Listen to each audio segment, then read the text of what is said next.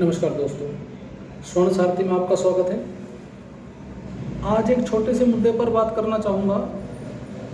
मैंने कुछ समय पहले एक अच्छे ब्रांड की ऐड देखी।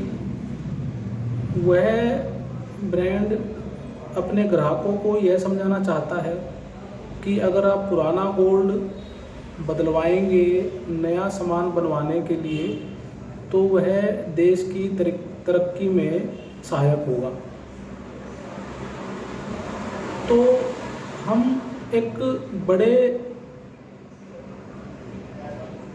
परिप्रेक्ष्य में ये चीज़ें समझना चाहेंगे तो शायद कहीं ना कहीं ये बात काम आए।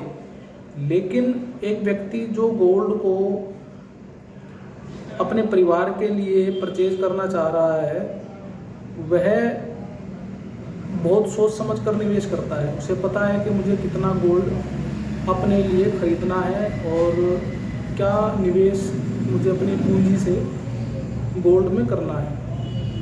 यह तो बात अलग रह गई। जो मेरा मुद्दा है समझने का और समझाने का वही है कि ब्रांड कहता है कि जो आप गोल्ड हमें वापस देते हैं हम उसकी प्योरिटी की 100% वैल्यू आपको देते हैं। लेकिन वह पूरी बात सही नहीं है। 100% गोल्ड की वैल्यू देने का मतलब यह होता है कि अगर आपका गोल्ड जिस प्योरिटी का है उस प्योरिटी की पूरी वैल्यू आपकी मोड ऑफ पेमेंट बन जाए। मतलब ये है कि मान लीजिए 10 ग्राम सोना आपने पुराना किसी ब्रांड को दिया, उस ब्रांड ने वह गोल्ड मेल्ट किया।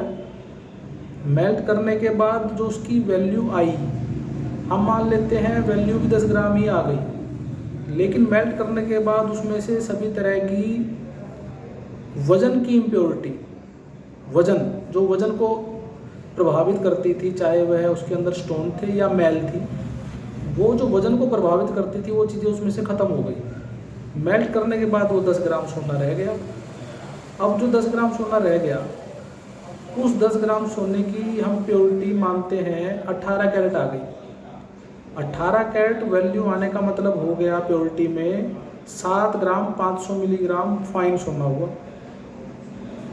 अब 7 ग्राम 500 मिलीग्राम फाइन सोना 1,50,000 रुपये के भाव से अगर आप बाज़ार में देंगे लोकल मार्केट में तो उसकी वैल्यू बनेगी 1,12,500 रुपये।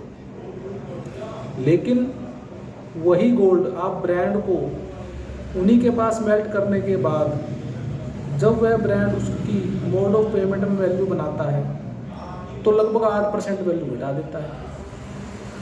उसमें उनका कहना होता है कि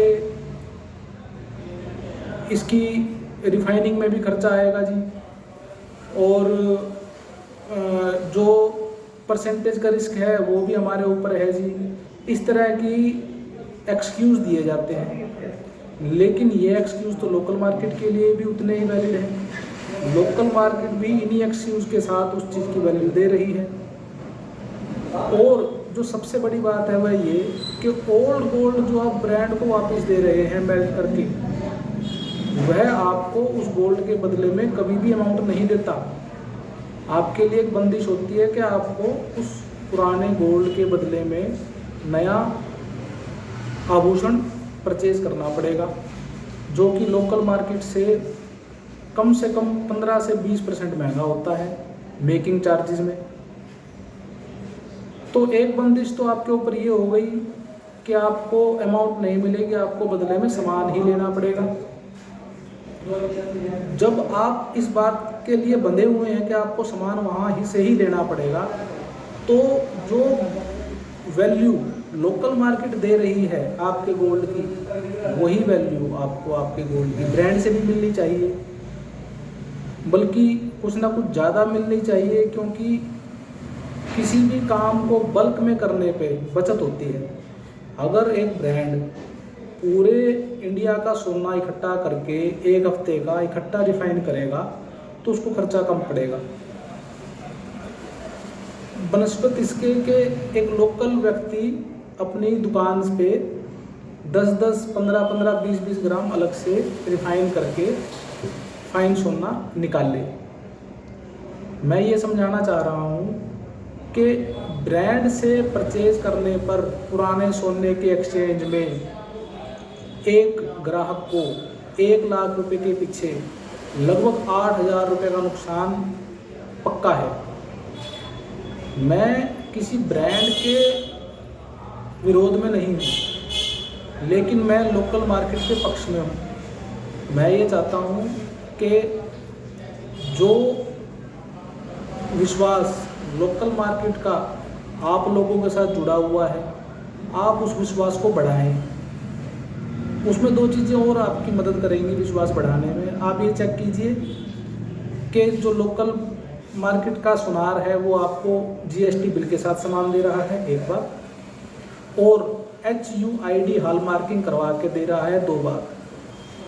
मैं इस बात के लिए पूरी तरह से विश्वास के साथ आपको कह रहा हूँ कि जो सुनार लोकल मार्केट का आपको GST बिलिंग के साथ और HUID हॉल मार्किंग के साथ सामान दे रहा है, वह 12 से 15% ज़्यादा से ज़्यादा मेकिंग आपसे ले रहा है। 15% भी मेकिंग उन चीज़ों में है जो कि बहुत ज़्यादा बारीक काम और जिस पर मेकिंग चार्जेस और बाहर से सामान बनवाने के खर्चे सुनार पर आ जाते हैं। उस वजह से वह आपका 2 या 3% या 4% और महंगा हो जाता है।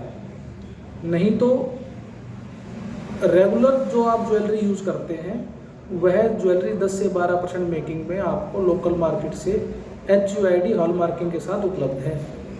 आपकी मर्जी की ज्वेलरी उपलब्ध है, आपके अनुसार, आपके वेट के अनुसार, आपके मनचाहे डिजाइनों में उपलब्ध है।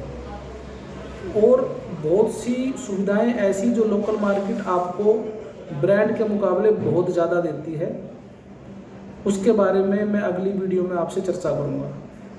अभी इस छोटे से वीडियो में मैंने ये समझाने की कोशिश की है आपको कि पुराने सोने के एक्सचेंज में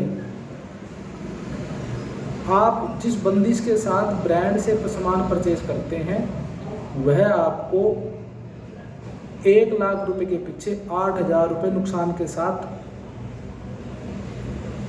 उस ज्वेलरी की वैल्यू कैलकुलेट होती है। आप इस चीज़ के बारे में किसी भी तरह की और जानकारी या किसी भी तरह के मार्गदर्शन के लिए मेरे साथ जुड़ सकते हैं। जो हमारा चैनल है स्वर्ण सारथी, इस चैनल पर मैं अपना कम्युनिटी लिंक भी शेयर करूंगा। आप उस कम्युनिटी में जुड़ सकते हैं, वहां पर भी आप अपनी किसी भी तरह की क्वेरी डाल सकते हैं। वह क्वेरी आपके व्हाट्सएप नंबर पर आपकी समस्या के समाधान के साथ आपको उपलब्ध हो जाएगी। धन्यवाद।